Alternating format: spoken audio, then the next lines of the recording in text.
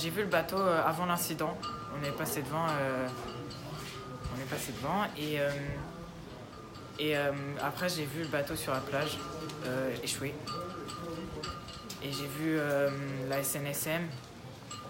Il y avait un hélicoptère qui tournait autour pour certainement voir les passagers, repérer les passagers. J'ai vu la gendarmerie, le SAMU, tout le monde était là. C'était assez inquiétant. Et même à voir, on se disait qu'est-ce qui se passe. Ça faisait assez peur. Et du coup, on a dû vite rentrer sur la plage. Et ils nous ont dit de vite rentrer dans les cabines pour pas voir ce qui se passait. On a au moins attendu 10-15 minutes. Et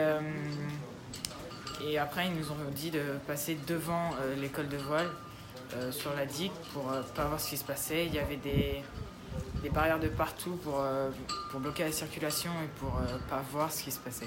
Il s'est passé qu'une embarcation a chaviré, tout simplement.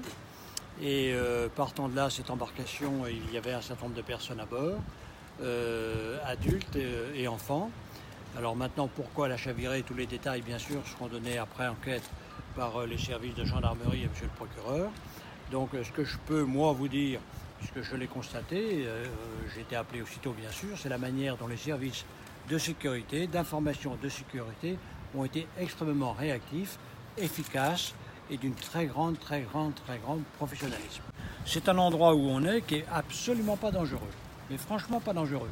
Mais les circonstances de mer, telles que vous pouvez le constater, c'est une mer extrêmement nerveuse, avec un vent quand même de l'ordre de 50, 60, 70 km/h, qui demande la plus grande vigilance lorsqu'on sort par ce temps-là. La mer était forte, elle est telle que vous l'avez constaté. Voilà.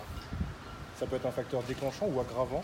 Je ne veux surtout pas me prononcer, eu égard au respect que je dois aux personnes disparues, aux jeunes et aux familles, c'est bien évident.